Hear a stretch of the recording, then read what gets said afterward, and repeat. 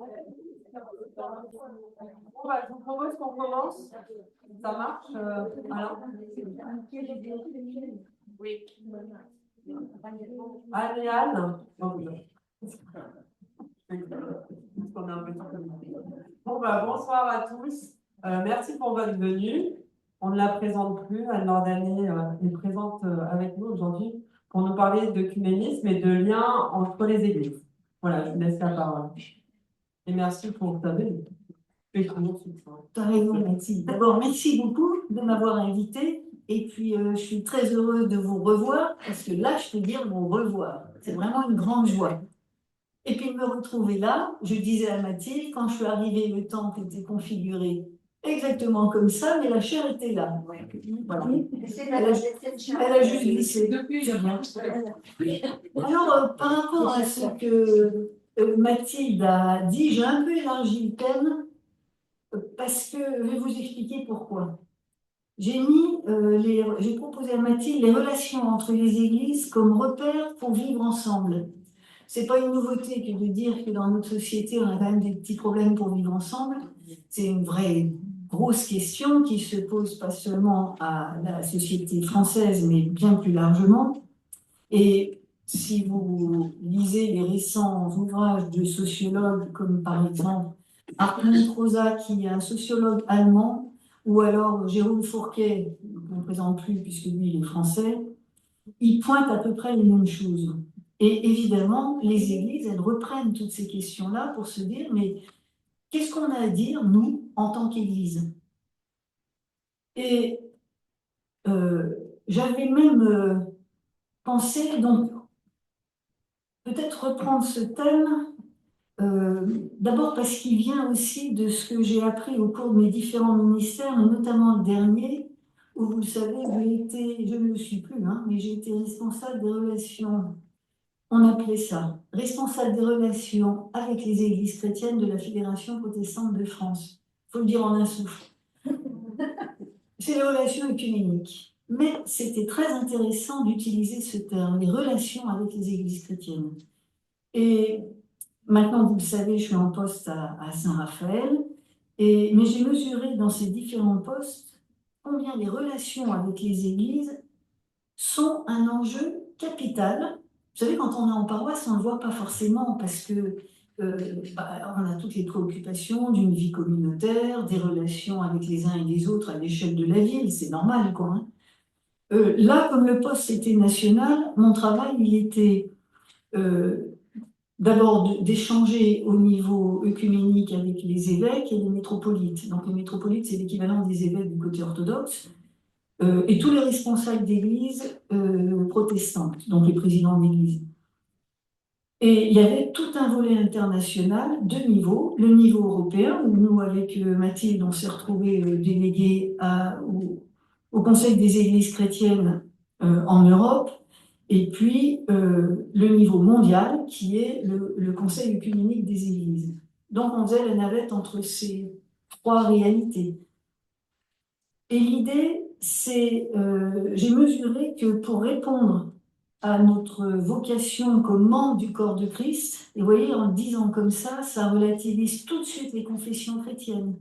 Qu'on soit catholique, protestant, orthodoxe, on appartient tous à ce corps de Christ. Ça, c'est la première chose. Mais il y a un deuxième aspect, c'est que en tant que membre de ce corps de Christ, on est aussi en même temps témoin de l'amour de Dieu auprès de nos contemporains, à l'extérieur.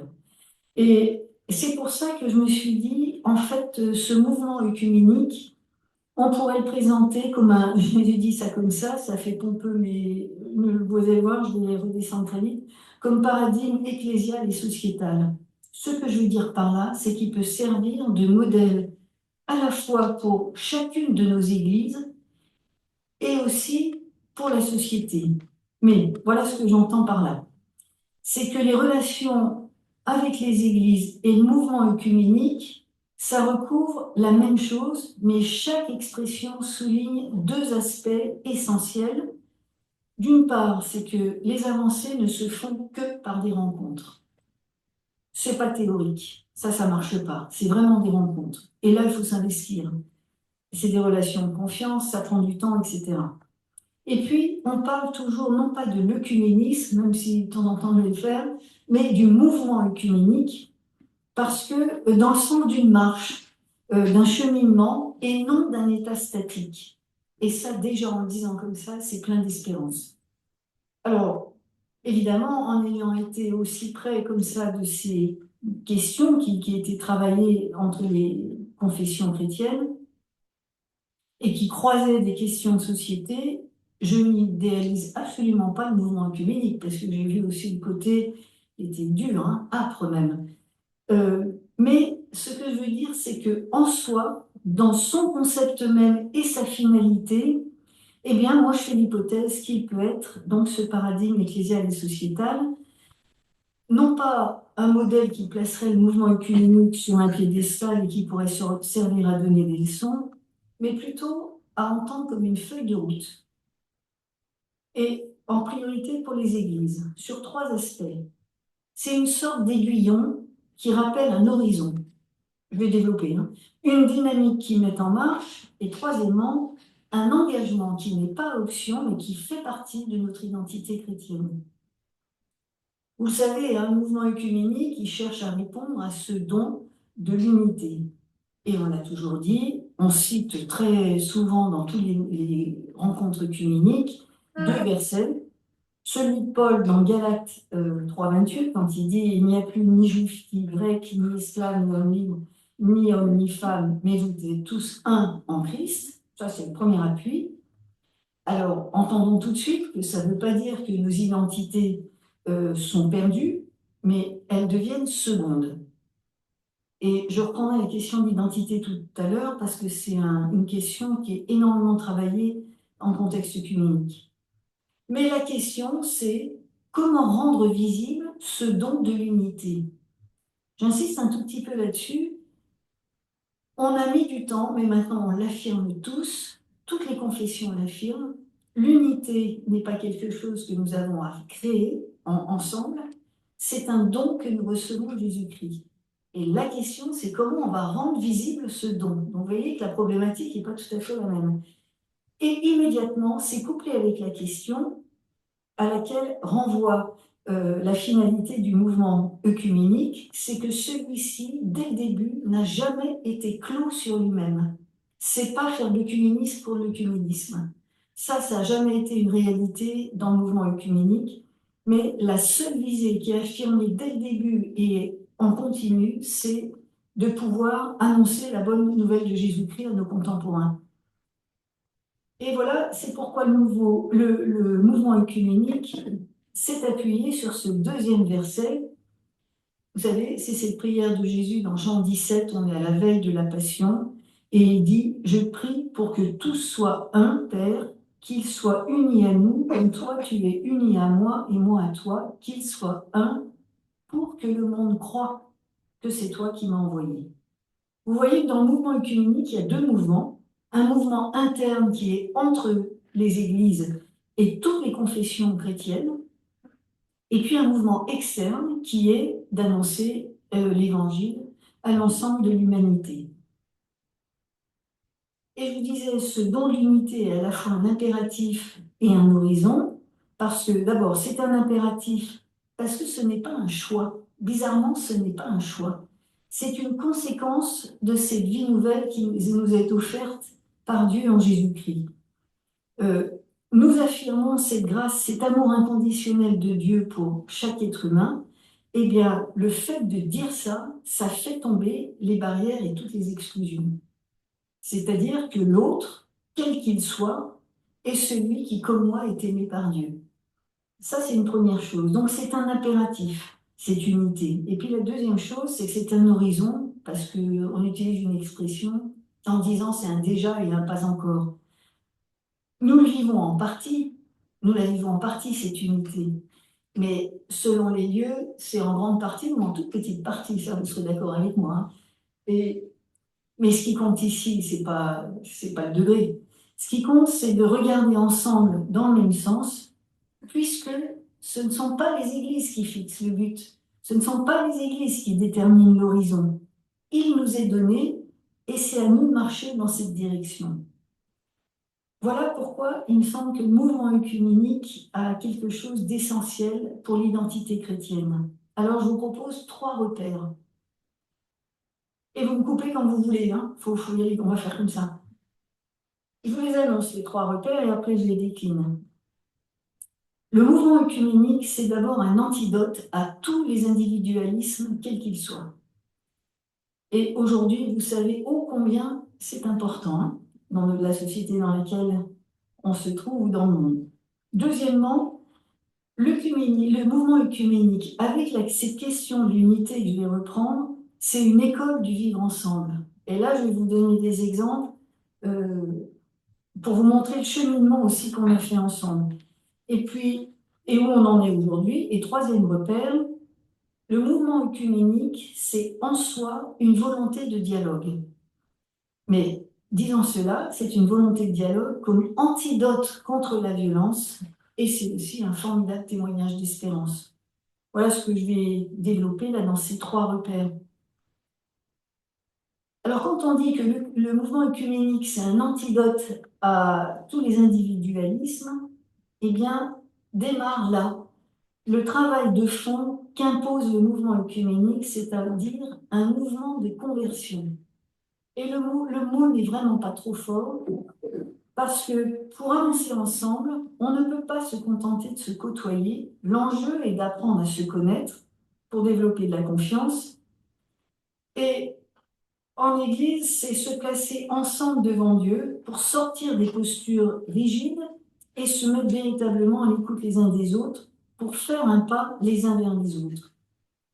Et là encore, ce qui est attendu, il faut avoir la visée de l'œcuménisme, je vous ai dit, c'est annoncer l'évangile ensemble. Si on veut que notre parole soit crédible et entendable pour être entendue, il faut qu'on reste unis, parce que nos divisions, évidemment, elles nous décrédibilisent d'entrée de jeu.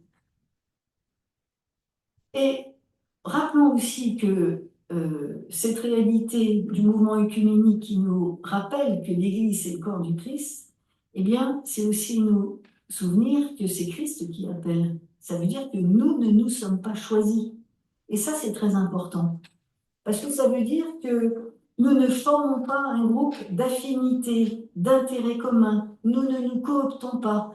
Si vous avez lu, pas le dernier livre, mais l'avant-dernier livre de Jérôme Fourquet sur l'archipel français, vous verrez qu'il montre très clairement que la matrice judéo-chrétienne, ah, elle est à sauter, elle n'existe plus aujourd'hui. Hein, on est passé à autre chose avec des changements anthropologiques forts. Mais surtout, il montre que du coup, on est en train de créer une société par îlot, par affinité. On crée des réseaux d'affinité. Et le problème, c'est que ces îlots ne se retrouvent pas, ils ne se mettent pas en réseau, justement. L'Église, c'est exactement l'inverse. Mais alors, exactement l'inverse. Parce que là, nous ne nous choisissons pas, alors que dans ces réseaux d'affinité, on se choisit. Alors, par intérêt intellectuel, par intérêt culturel, tout ce que vous voulez. Hein. C'est pas que c'est un mal. Pas ça le problème. Vous voyez que ça pose tout de suite la question du vivre ensemble, ça. Hein. Et puis, deuxième élément qui est fondamental dans notre appartenance au Dieu Jésus-Christ, c'est ce chemin de conversion. Parce que nous-mêmes, nous avons fait ce chemin-là pour nous-mêmes. Et du coup, nous avons à le faire entre nous. Et là, le travail, c'est d'apprendre à comprendre l'autre. Et ça, je peux vous dire que c'est sans doute le plus difficile dans le travail œcuménique. C'est apprendre, c'est comprendre, je vais le dire comme ça, le logiciel de l'autre, son logiciel culturel, ecclésial, social, théologique. On se rend compte tout de suite quand on discute sur un thème théologique que ça ne suffit pas d'échanger sur nos doctrines, par exemple, de noter les différences et les points communs. D'abord parce qu'on va avoir un problème de langage. On ne met pas la même chose dans les mêmes mots. Et c'est normal, hein. Mais du coup, il faut apprendre. Et puis, quand on se met d'accord sur un terme, il faut comprendre aussi l'environnement de ce mot. On a fait un énorme travail qui a duré 30 ans sur la doctrine de la justification. Vous savez que ce thème-là, ça a été le point de rupture de la réforme. Alors, je vais le dire plus simplement, c'est la Réforme a affirmé, et ce point de rupture, nous sommes sauvés par la grâce seule en Jésus-Christ. L'être humain n'y est strictement pour rien. C'est l'œuvre de Jésus-Christ, point. 30 ans de dialogue entre l'Église catholique romaine, vous savez pourquoi je cite comme ça, et puis la Fédération luthérienne mondiale. On est à l'échelon mondial, là. Donc, ils mettent des experts ensemble, ils discutent, et là, on arrive à un accord, mais parce qu'on est passé par tout ce travail, 30 ans. Hein. Alors, ce ne sont pas les mêmes, mais en même temps, dans ces 30 ans, il y a des amitiés ils ont appris à se connaître, ils ont appris à se raconter aussi. Et donc, il s'agit de comprendre là, le ressort interne de la théologie de l'autre pour en comprendre la cohérence et sortir des caricatures et des préjugés. Vous savez, on avait une chose terrible, nous, qu'on disait dans le protestantisme et qu'on apprenait comme ça. Rassurez-vous, on ne le dit plus. On disait, qu'est-ce qui nous différencie des catholiques? Anne rigole parce que je me sortais tout le temps. Un homme, une femme, une chose. Alors évidemment, les étudiants les retenaient. Hein. Un homme, une femme, une chose. Un homme, bah, le pape. Une femme, Marie. Et puis une chose, la messe. Complètement dingue de dire ça aujourd'hui, parce qu'on n'en est plus là. Mais alors, vraiment plus là. Hein. On a eu des accords, par exemple, sur la question de Marie. Je vais reparler de la figure du pape. Vous verrez, il y a aussi des avancées considérables. Et puis la messe aussi. Voilà. Donc, c'est important de se comprendre, c'est sortir de ces schémas de pensée qui sont tout faits et qu'on ressort en disant, voilà, les différences sont là. Non, elles ne sont pas là. Et donc, c'est vraiment très important de se côtoyer, d'apprendre à se connaître, de se comprendre. Et vous l'avez vu, j'ai insisté là-dessus, ça prend du temps. Ça prend du temps. Mais ça oblige à sortir de nos individualismes, quels qu'ils soient intellectuels, qu'ils soient ecclésiaux, qu'ils soient tout ce que vous voulez. Et c'est pour ça que le deuxième repère, je dirais que le mouvement œcuménique, c'est vraiment une école du vivre ensemble. Et là se pose évidemment la question de l'unité. C'est le mouvement œcuménique qui a permis aux églises de dialoguer entre elles. Parce que on pourrait se dire, quel besoin de dialoguer, franchement. Chacun travaille très bien tout seul dans son coin et il y a de la place pour tout le monde. On pourrait se contenter de ça. Hein. Mais le mouvement œcuménique contraint d'une certaine manière ou donne cette capacité de dialoguer avec un autre qui est forcément différent. Et là, il y a eu des avancées notables, même si tout n'est pas venu d'un coup. Je vais vous faire un parcours très rapide, mais qui vous fait comprendre là où on en est aujourd'hui. On a démarré par un constat. Si les églises, les confessions chrétiennes ne travaillent pas ensemble, mais avancent chacune pour elles, voire se mettent en concurrence, ne sont pas crédibles. Ça, on est d'accord. Et en fait, c'était le constat qui a été fait au début du XXe siècle, mais ça a été de vous surprendre, par les sociétés d'émission. C'est sur les terres de mission que cette question s'est posée. Pourquoi? Eh bien, très simplement, les églises étaient en concurrence. Et les gens qui recevaient cet évangile, au début, ils pouvaient l'accueillir, puis ils disaient, mais ça va pas, vous. Vous nous parlez d'un Dieu d'amour, mais vous vous entendez pas entre vous. N'importe quoi ce que vous racontez. Ils avaient leur propre croyance, leur propre Dieu, etc. Et là, alors la société de Londres, qui est la société de l'Église anglicane, et la société de Paris, qui était la société des églises luthériennes réformées en France, qui se retrouvaient sur les mêmes terres de mission, qui ont été, eux, c'était pas l'indifférence, ils ont vraiment été en concurrence. Et ils ont dit, il faut que ça s'arrête. On peut plus travailler. Si on continue comme ça, on peut plus travailler. Donc, ils ont posé la question de dire, le mouvement œcuménique, il est venu des missions, parce que les missions, ça concerne toute l'humanité. Je sors de chez moi, je vais ailleurs pour annoncer l'évangile. Et il n'y a pas de limite. L'œcuméné, c'est toute la terre habitée. Hein. Et ça touche aussi l'universalité du message chrétien.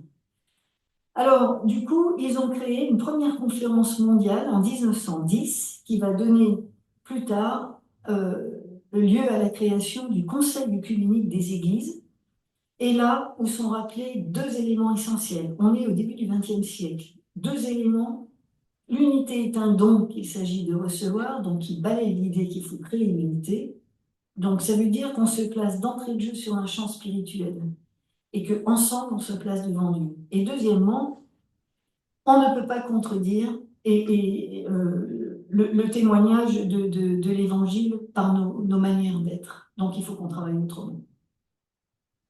Vous le savez, toutes les églises n'étaient pas présentes quand ils ont fait cette rencontre mondiale, mais il y avait la communion anglicane, les églises luthériennes et réformées. On est au niveau mondial là, hein. Toutes les églises orthodoxes, parce que les églises orthodoxes, d'entrée de jeu, ont dit, nous, auprès des autres confessions chrétiennes, c'est très intéressant, nous sommes des témoins de l'amour de Dieu. Donc on vient.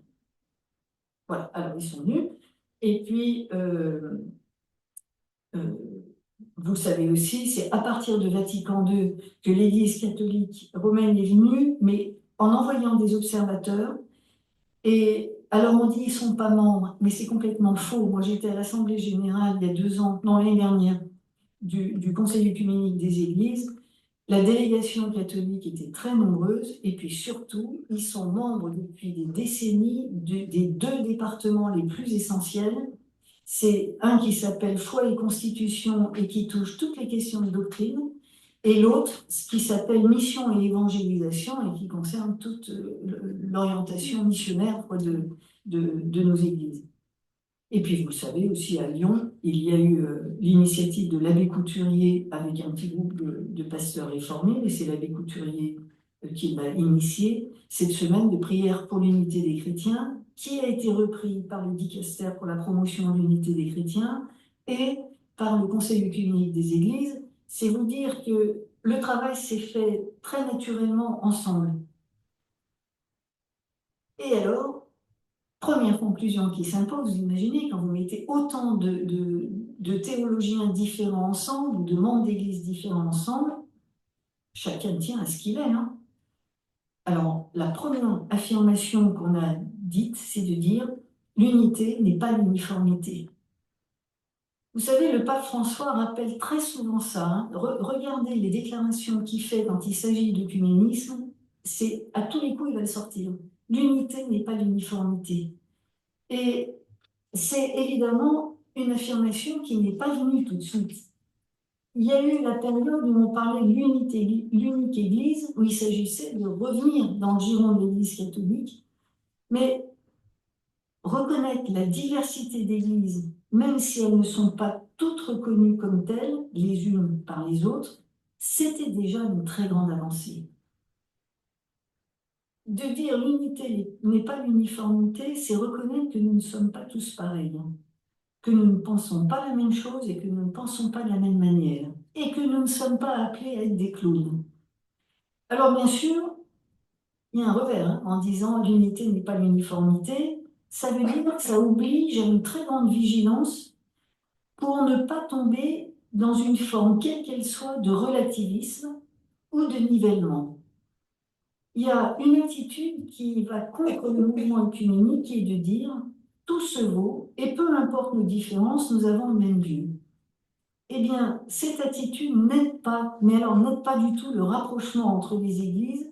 Au contraire, d'une certaine manière, elle le méprise en ayant l'histoire de ces églises, leurs combats, leurs convictions, qui font qu'elles sont là aujourd'hui. Et l'unité qui n'est pas uniformité signifie donc de prendre en compte sérieusement les spécificités de chaque église dans tous ses aspects et les valoriser. Ça a été une démarche. Mais cette démarche, vous comprenez bien qu'elle n'est pas non plus suffisante parce qu'elle peut maintenir sur le seuil, c'est-à-dire faire de l'œcuménisme l'acceptation polie, voire indifférente de nos diversités. Et puis, chacun continue, chaque église continue son travail et il reste sur ses rails. Voilà pourquoi la deuxième étape.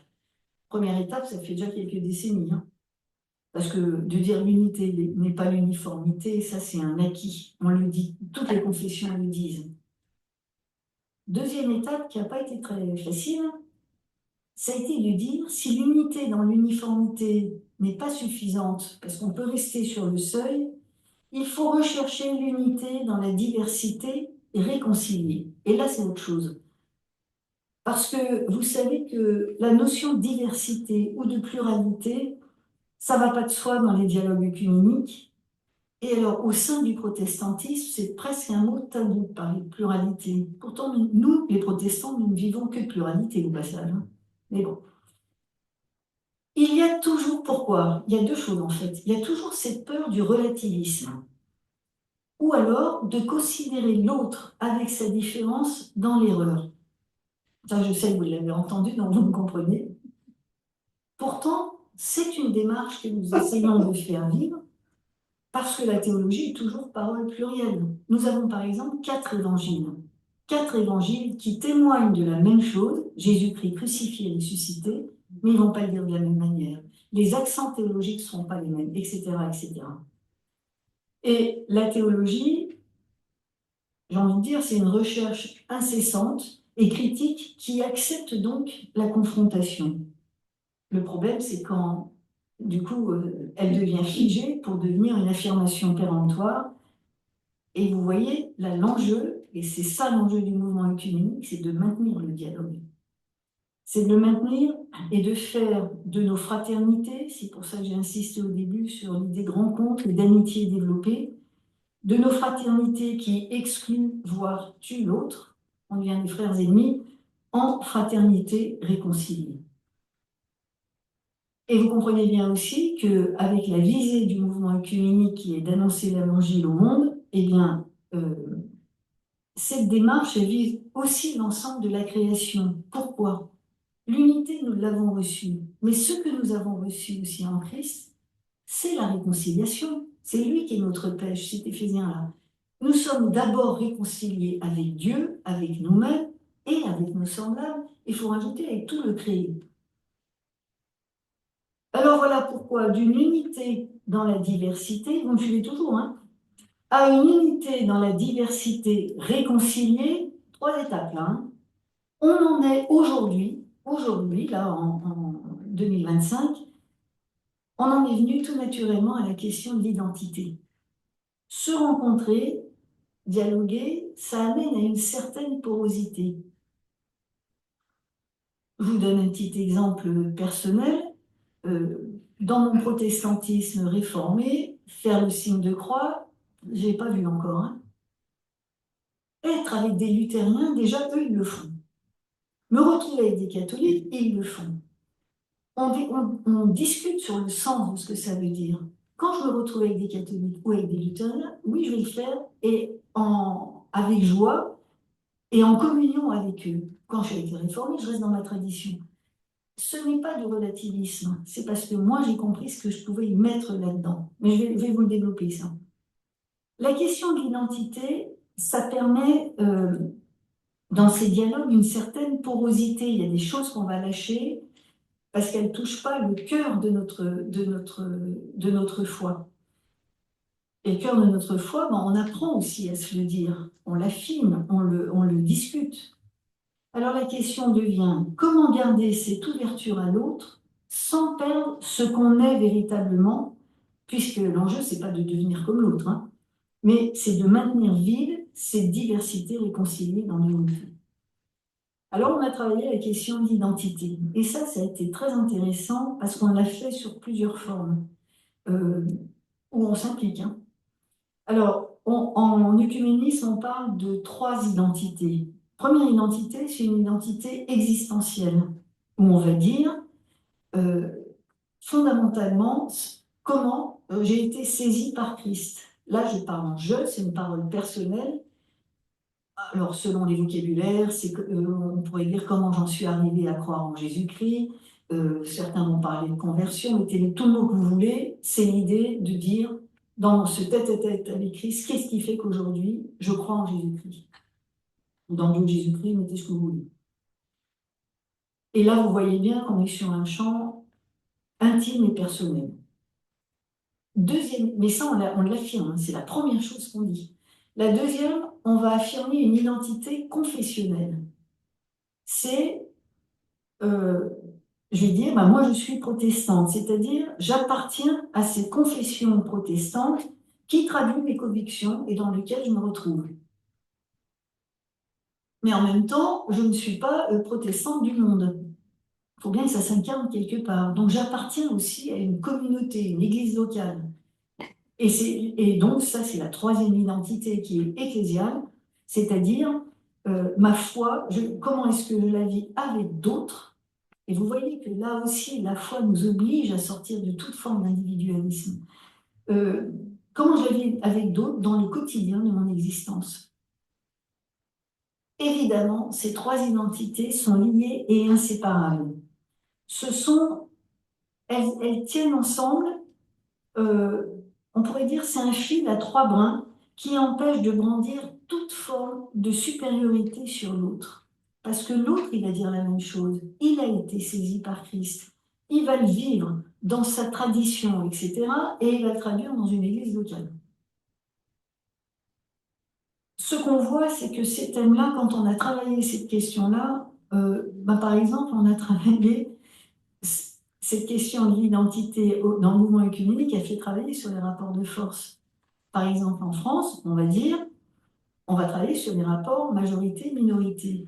Quand vous les reprenez, ces questions-là, par rapport à ces trois identités, elles ne valent rien.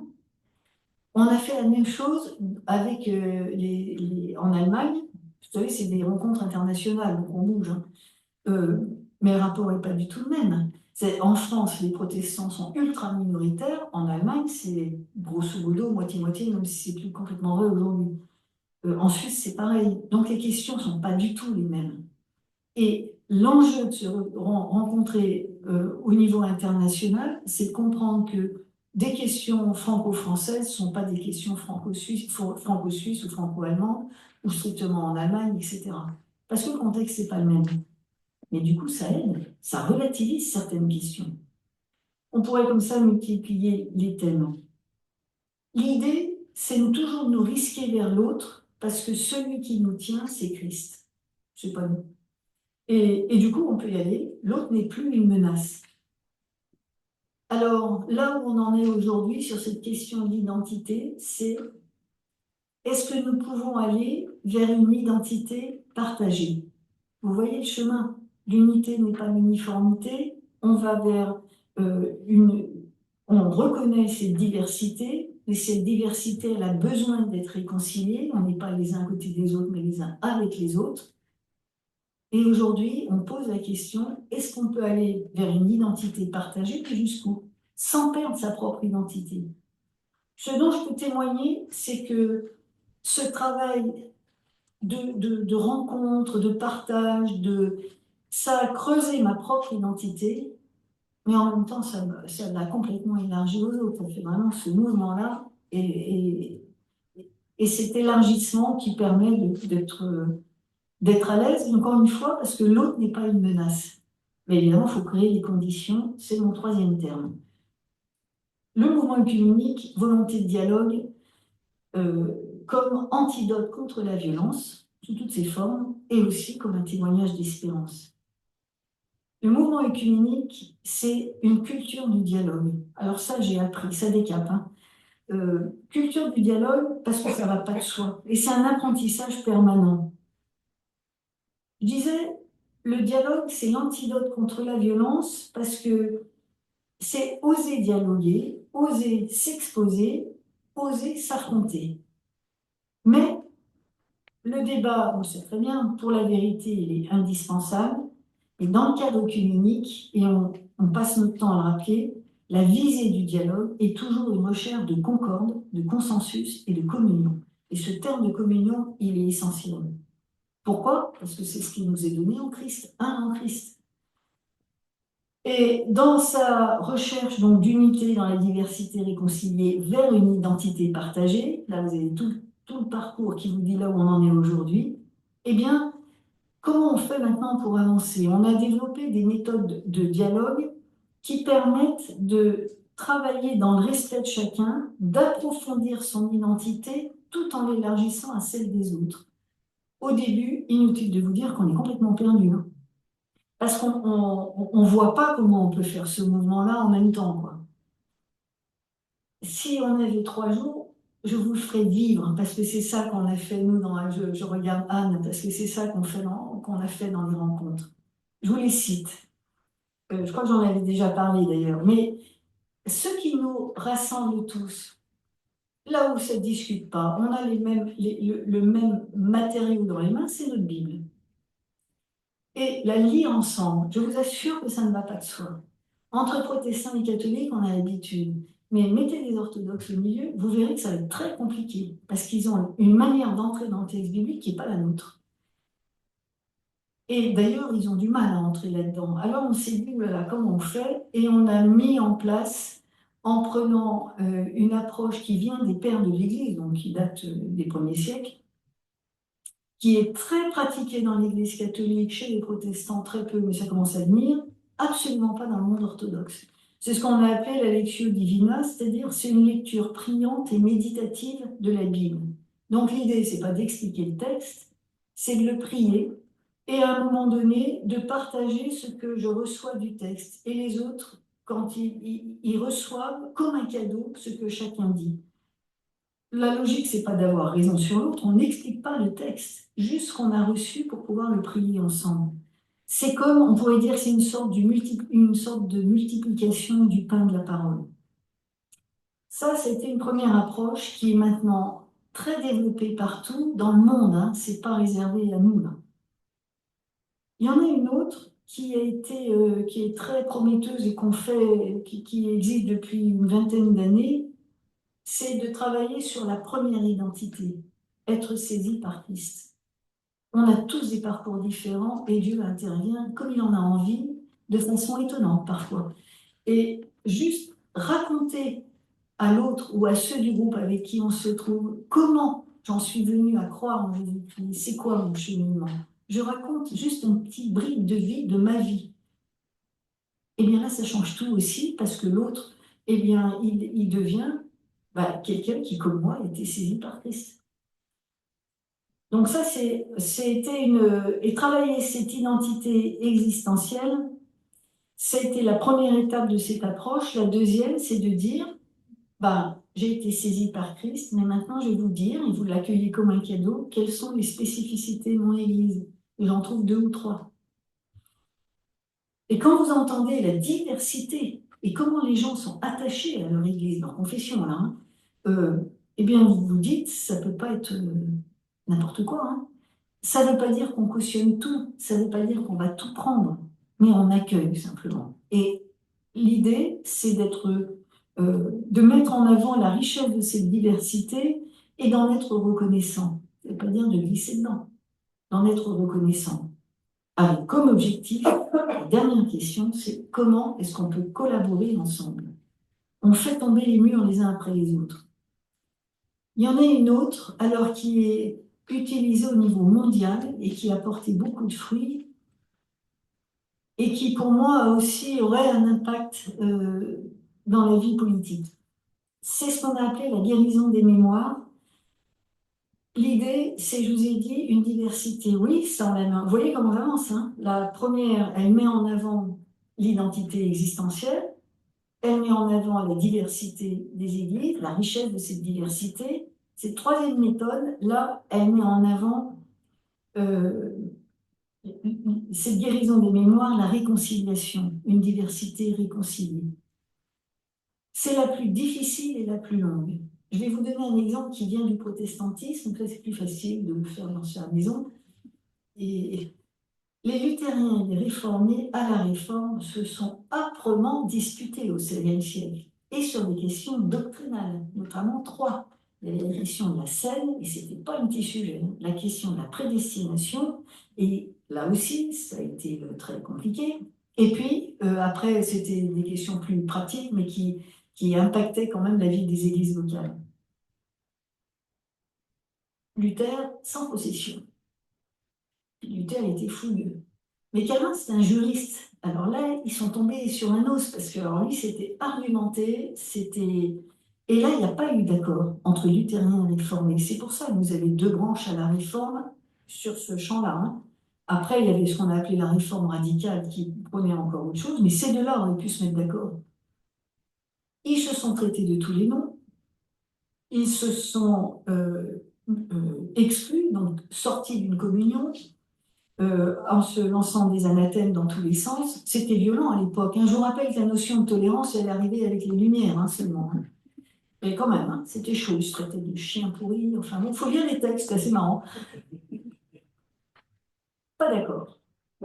Et puis on a avancé, c'est-à-dire les luthériens ont avancé de leur côté, les réformés de leur côté, on a fait la Fédération luthérienne mondiale, de l'autre côté la communion des églises réformées, la communion mondiale des églises réformées. Pas d'accord.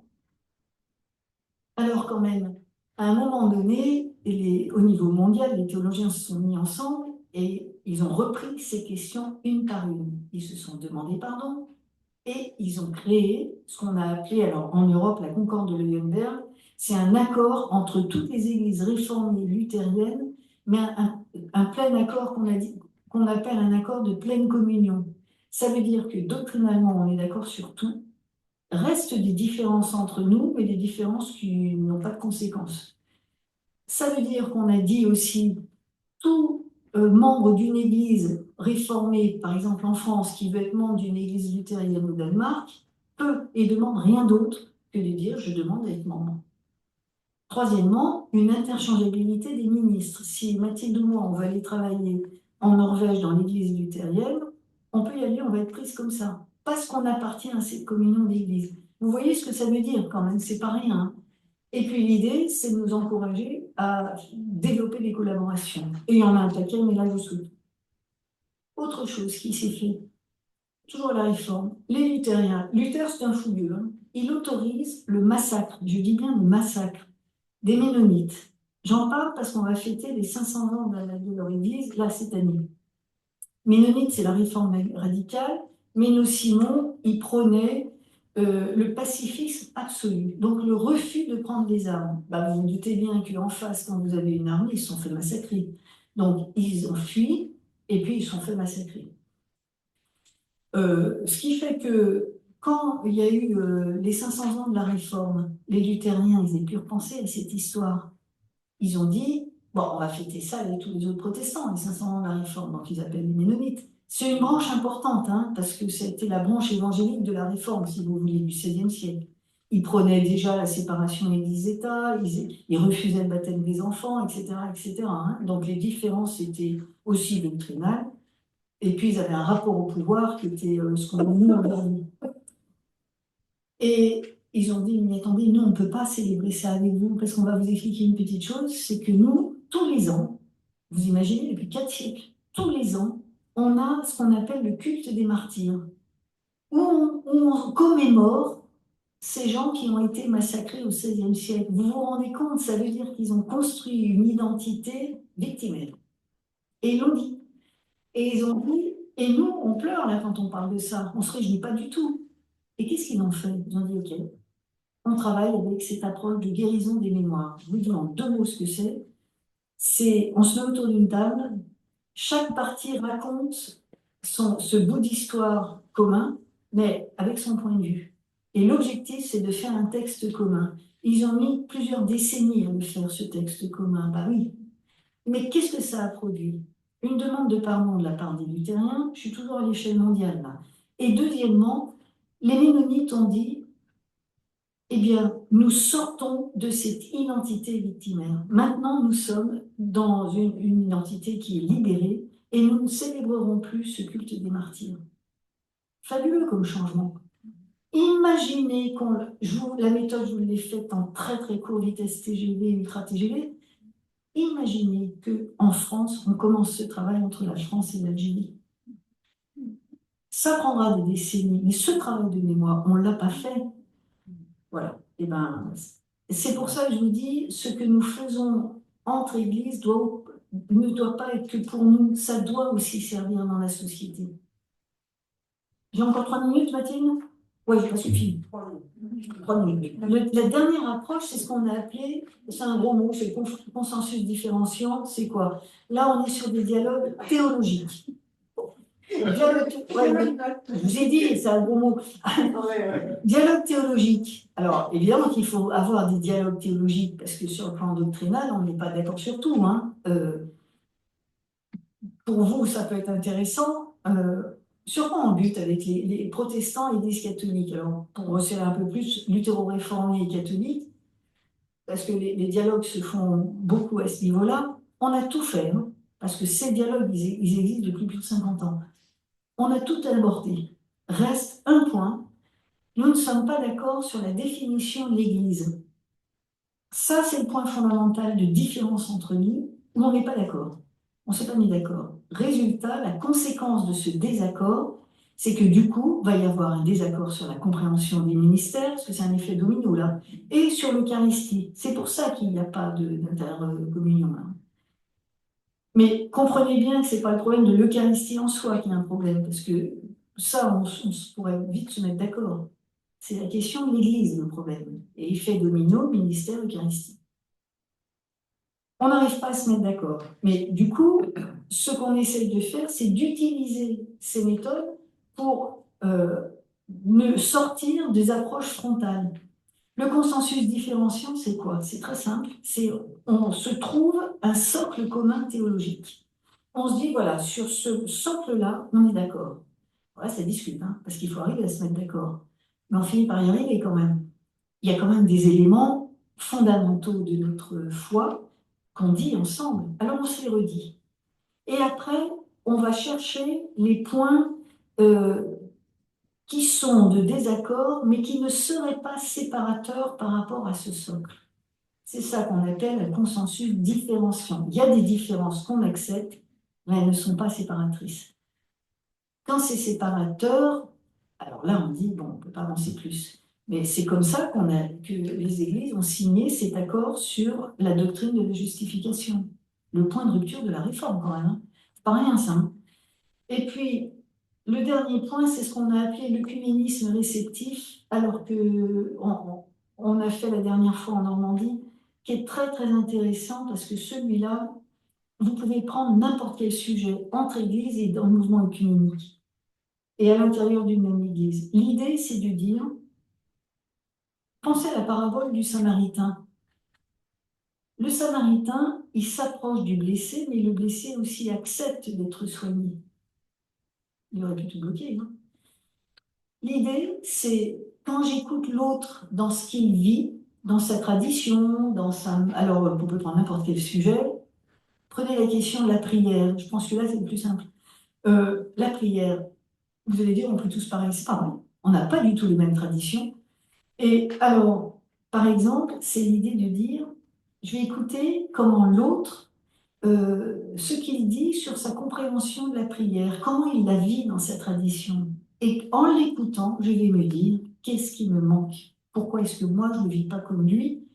Est-ce que ce qu'il a l'air de vivre comme une richesse incroyable, pourquoi est-ce que moi, j'arrive pas à le vivre? Je vous donne un exemple. Ici, on l'avait fait, hein, quand vous êtes venu à Paris, je suis en train de vous redérouler ça, hein.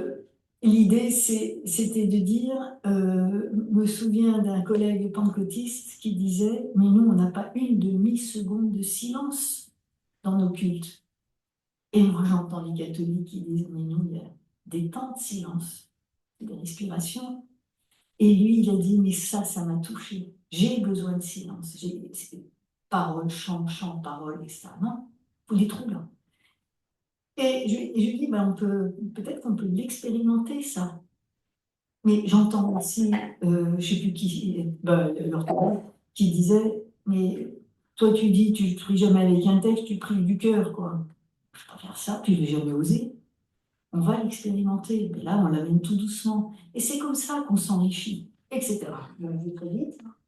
Vous voyez que toutes ces approches ne sont pas clivantes. On y va. Ouais. Et je vous donne encore un autre exemple qui peut vraiment vous intéresser. C'est pas clivant. Deuxièmement, vous voyez que ce mouvement œcuménique vers cette identité partagée, c'est vraiment un puissant ferment pour travailler la question du vivre ensemble en respectant les identités de chacun. Je vous donne un dernier exemple et j'arrête. Se pose au niveau mondial, évidemment, la question d'une représentation pour une raison très simple, c'est qu'on a tous très bien compris qu'on a changé complètement de société. Et ça continue à changer, on est en plein dedans, hein.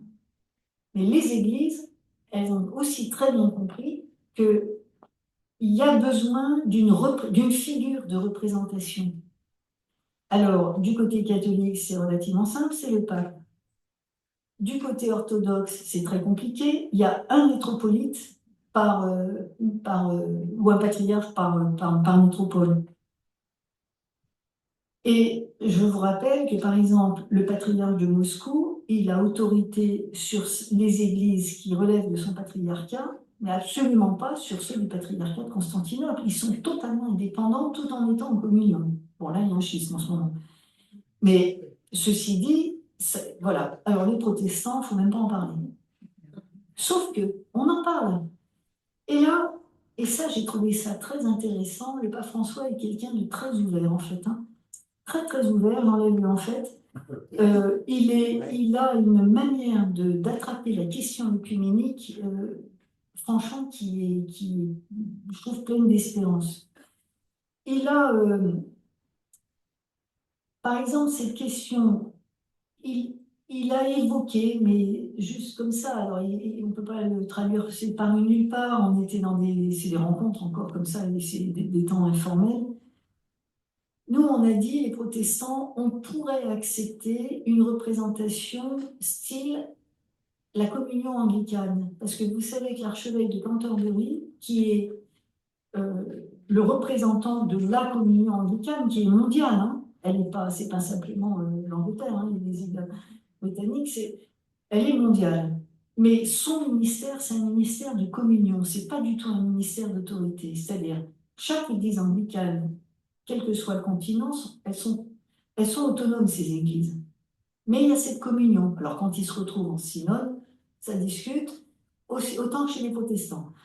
Mais l'archevêque n'a pas d'autorité sur eux. Il n'a aucune autorité doctrinale, il n'a même pas une autorité disciplinaire. C'est une autorité, ce qu'on appelle une autorité de communion. Nous, là, les protestants, on a dit, nous, on pourrait accepter ça. Et le pape a dit à réfléchir, il n'a pas fermé la porte. Il a dit, on sent bien que le monde change tellement profondément que ces figures-là, elles sont essentielles. C'est vous dire que ces volontés de travailler ensemble, d'avoir une représentation de communion, ça oblige encore plus les uns avec les autres. Et l'Église catholique romaine est par exemple mondiale. Nous, nos églises protestantes, elles sont nationales.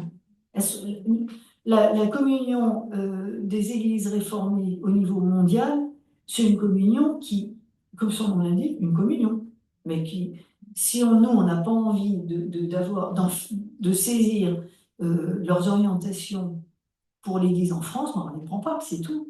Ça n'a pas d'impact. À quand un synode des églises luthéro-réformées européens, par exemple? On a des synodes nationaux. Et vous voyez, ce que a vécu l'Église catholique au dernier synode, c'est aussi une interpellation pour nous, les protestants, mais aussi pour les orthodoxes, ils l'ont dit d'ailleurs, hein. Et vice-versa, les catholiques nous ont énormément consultés sur la manière de vivre le synode, tout simplement parce qu'on le vit depuis le XVIe siècle, et qu'on a la communion anglicane aussi, hein. Et du coup, il y a eu des fortes consultations.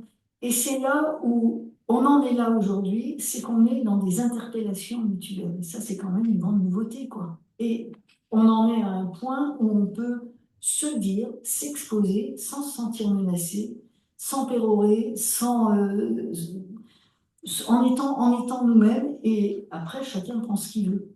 Et c'est là où je me suis dit, on est quand même dans une démarche qui a même par rapport à il y a 20 ans, qui a énormément avancé.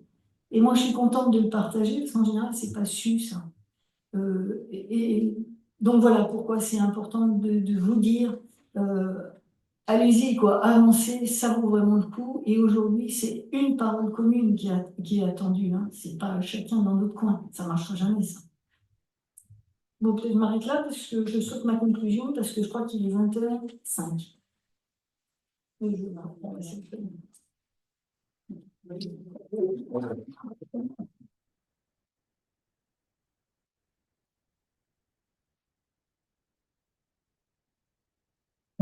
ça marche.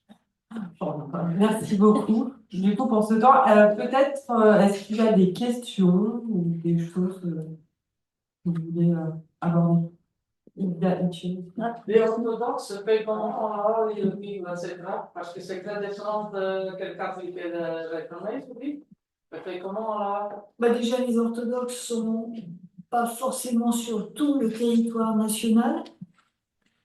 Ils sont répartis selon leur patriarcat.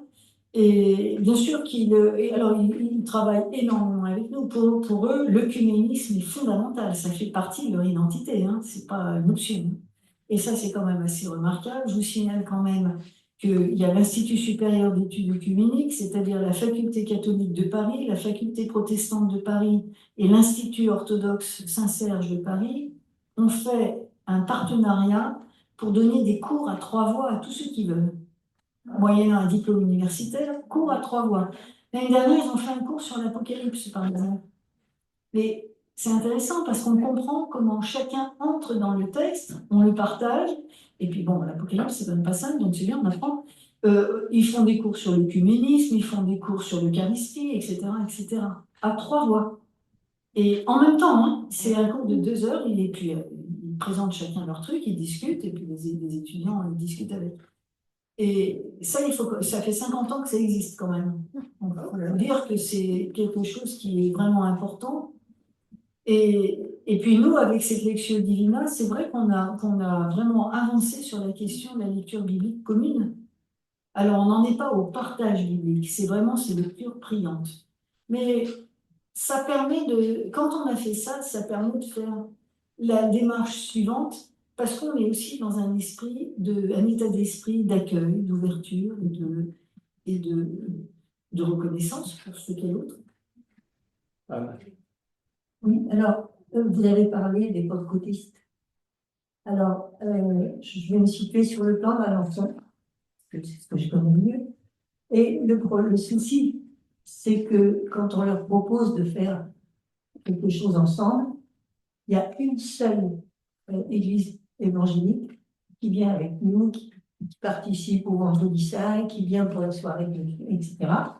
Les deux autres ne veulent rien savoir. Et j'ai une connaissance avec laquelle je m'entends assez bien, qui me dit, mais on ne peut pas prier avec vous, vous ne priez pas comme nous. Comment on peut faire? Comment amener cette personne à comprendre que, certes, on ne prie pas de la même manière, mais qu'on prie quand même bien le même Dieu, que le même Christ est notre chef. On fait comment pour avancer? Alors ça, c'est la méthode que j'avais mis en avant. On appelle ça méthode parce qu'on ne sait pas quel mot mettre. C'est une démarche où la question première, quand on organise quelque chose au niveau œcuménique, c'est de se dire qui manque? Qui manque? Alors là, tu viens de le dire, là, il manque ces églises. Qu'est-ce qu'on fait? Ces rencontres-là, moi j'ai participé à une rencontre mondiale de ce genre-là, la suivante a eu lieu 7 ans après. Et du coup, je suis allée voir un des responsables, je lui ai dit, c'est loin, hein. Il m'a dit, mais nous, on a fait le tour des églises qui se créent, il y en a plein qui se créent, on va les chercher. Mais ils ne viennent pas du premier coup, 7 ans. C'est-à-dire, c'est prier pour et créer une amitié. Ils ne viendront pas s'il n'y a pas une amitié qui est créée. Il faut qu'ils se sentent en confiance. Et de dire, je te reconnais aussi comme un chrétien fidèle. Pas gagné, hein, cette affaire. Et l'autre chose, c'est de dire, par exemple, et ça c'est du tête-à-tête, hein, c'est ce qu'ils font, hein. C'est la méthode du forum. L'idée, c'est pour ceux qui sont là, qui sont habitués, c'est vraiment de prier ensemble et de prier pour ces responsables d'église qui ne veulent absolument pas avoir de contact avec nous. On les connaît très bien, hein, on sait qui c'est, on sait pourquoi ils ne viennent pas. Mais il faut les mettre en confiance. Ça prend du temps, 7 ans. Oui, ça. Je voulais savoir. Attends, pardon. le micro est là, s'il te plaît. Ah ouais. Vous levez la main. Alors, il y a une autre méthode qu'on expérimente depuis plusieurs années avec Anne, c'est l'humour. Eh ben, l'humour, ça marche. Parce que d'abord, ça détend. Et puis, du coup, on s'écoute. Et puis, pour vivre ensemble, ben, c'est sympathique, quoi. Donc, voilà, une des méthodes que tu pourrais rajouter, ce serait l'humour. Non, c'est l'ingrédient qu'il faut mettre dans toutes les autres. Ça, c'est sûr. Alors, Alors, il y a des frères chrétiens qui sont aussi bien pentecôtistes que catholiques, que tout ce qu'on dit, avec lesquels on peut avoir du mal à prier ensemble ou à faire des projets ensemble. C'est ce que vous avez vécu lorsque vous avez préparé le temps de prière écuménique dans le Perche. Voilà, je pense au courant charismatique. Le courant charismatique traverse à la fois les églises protestantes et les églises catholiques. Et c'est vrai que nous, quand on arrive avec notre schéma de prière pour l'unité des chrétiens, on a tout le schéma qui est mondial, qui est le même pour tout le monde. Et puis, eh ben voilà, on a des frères charismatiques qui veulent être dans la louange et puis et laisser tomber le schéma. Enfin, c'est comme ça que je l'ai entendu dans les difficultés qu'il y a eu pour Bélem. Hein. Est-ce que je me trompe non, pour ceux qui ont préparé. Mais là, ce qui est important, c'est quand on fait ce genre de démarche et que l'autre, finalement, finit par venir, ben, on s'adapte. Vous savez, ils ont été malins au niveau mondial, hein, quand même, parce que ça émane du Conseil œcuménique des Églises qui tout d'un coup se dit, oula, mais le Conseil œcuménique des Églises ne représente pas maintenant l'essentiel des Églises qui existent. C'est-à-dire, on doit être à 70%. Mais qu'est-ce qu'on fait des 30%? Vous savez, il y a un nombre d'églises qui se créent avec des formes plus ou moins bizarres. Ils n'ont pas voulu les laisser de côté. Je vous rappelle aussi que dans le Conseil œcuménique des Églises, les catholiques sont présents, hein, ils ne sont pas à côté. Hein. Ils sont vraiment avec nous, donc c'est l'ensemble. Le groupe a dit, on constitue un groupe et on vous donne carte blanche pour aller chercher ces églises qui sont en train de se créer. On ne sait pas d'où elles sortent, mais il faut qu'on fasse quelque chose avec eux. Et alors, ce qu'ils ont fait, c'est quand ils ont dit, on va démarrer en disant comment on a été saisi par Christ, c'était très habile. C'était pas une manipulation, mais ça, c'est une méthode évangélique. Quand vous venez des milieux évangéliques, c'est un truc que vous apprenez quand vous avez 5 ans. Qui est Jésus pour vous? Vous l'apprenez très tôt, ça. Et puis vous apprenez à le dire au cours d'un culte, au cours d'une réunion, on apprend à dire. C'est ce qu'on appelle, dans ces églises, rendre son témoignage. Donc les gens ont l'habitude. Ils sont partis sur ce terrain-là. Sauf que, évidemment, pour nous, les réformés, alors là, c'est 3 planètes, on n'a pas l'habitude de parler en jeu, de raconter nos vies déjà. Pour les autres, c'était difficile aussi, mais n'empêche qu'on a tous fait l'effort. Eux, ils se sont retrouvés en terrain inconnu, donc ils ont été à l'aise. Mais ils ont découvert, et c'est ça qui était formidable, et c'est ça l'enjeu. En acceptant de venir, on les a mis à l'aise parce qu'on s'est mis sur leur terrain. Mais ils ont découvert que le métropolite qui était là, mais lui aussi, il avait été saisi par Christ. Lui aussi, sa foi, c'était pas que de la doctrine ou je sais pas quoi, ou du vêtement, mais c'était sa vie. Et il y consacrait sa vie, etc., etc. Et du coup, à la sortie, il ne pouvait plus dire « Ah, vous n'êtes pas des chrétiens ». Parce que c'est ça qu'ils disent derrière. Et ça, je trouve ça formidable. C'est pour ça que je vous dis, il n'y a pas 36 solutions, c'est prier pour eux. Prier pour eux. Et puis la deuxième chose, créer des amitiés. Et ça prend un coup. Oui, la question que je souhaitais poser, c'est celle de la représentation. Pourquoi ce besoin de représentation?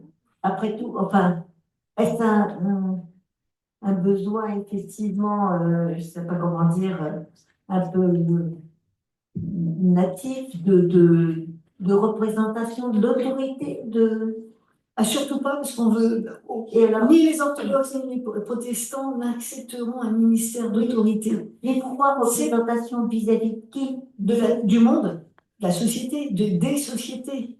D'abord, très utile dans le dialogue interreligieux. Quand vous avez un dialogue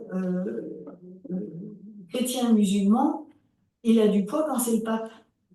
Et vous vous doutez bien qu'au niveau mondial, hein, je dis, ça suffit pas ça. Les autres, ils ont aussi des choses à dire. Quand vous avez, dans un monde qui est complètement explosé, complètement éclaté, d'avoir la voix des chrétiens qui se fait entendre par une personne, vous voyez bien l'impact qu'a le pape quand il commence à parler.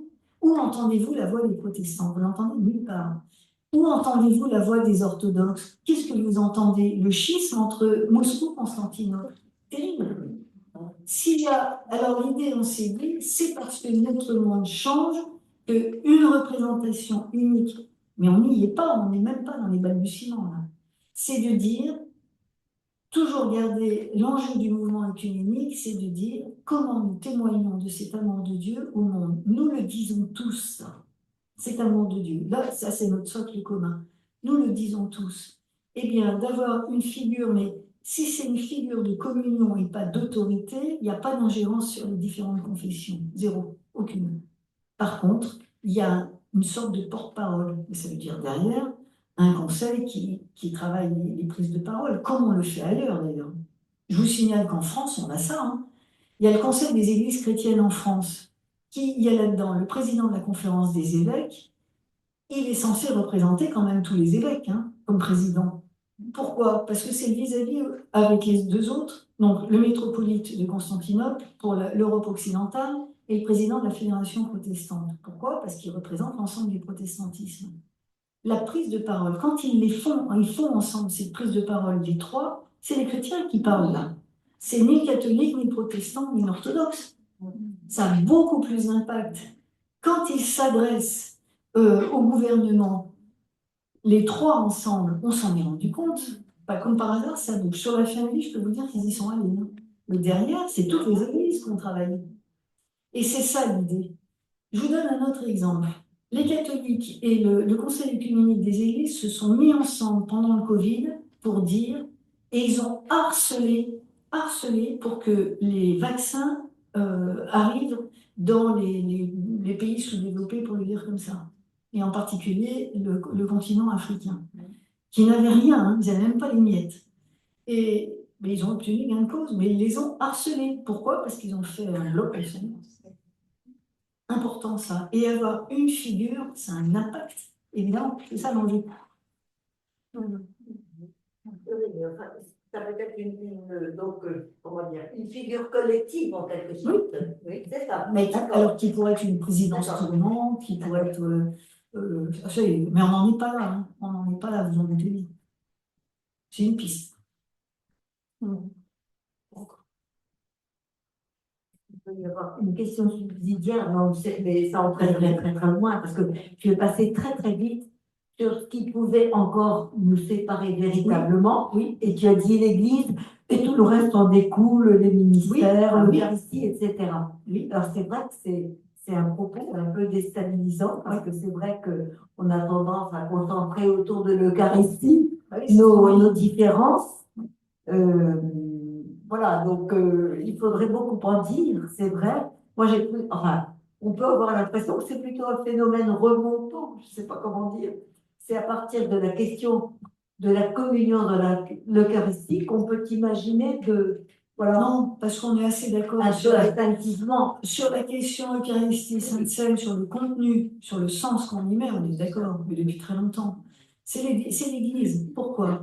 Les protestants demandent aux catholiques, formulent la question comme ça, qu'est-ce qui vous empêche de reconnaître les églises protestantes comme fidèles à l'évangile de Jésus-Christ? Qu'est-ce qui vous en empêche? Ça ne veut pas dire qu'ils lâchent leur définition de l'Église, mais qu'est-ce qui les empêche de... Et moi, j'ai assisté à plusieurs rencontres internationales là-dessus, et il n'y a pas de réponse. Et c'est tant mieux, parce que ça veut dire que là, c'est en train de cheminer. C'est ce qu'on veut. L'idée, c'est cette diversité, si on la prend en sérieux, c'est de ne pas avoir effectivement qu'on accepte qu'on ait que des compréhensions de l'Église, mais qui soient différentes. Bon, c'est pas évident, mais au moins qu'on se reconnaisse mutuellement comme fidèles à l'évangile de Jésus-Christ. C'est ça que demandent les protestants. C'est tout. Parce que par contre, la réciproque se fait. Le protestantisme reconnaît parfaitement dans la compréhension de l'Église catholique, on a compris la logique interne. On ne la partage pas, mais on l'a comprise. Et du coup, on reconnaît aussi l'Église catholique romaine comme fidèle à l'évangile de Jésus-Christ. On va dire la même chose des orthodoxes. Mais aussi, on va revendiquer notre propre identité. On en est là dans le débat. Mais c'est génial, parce que jusque-là, on ne pouvait même pas le dire, ça. Hein. Oui.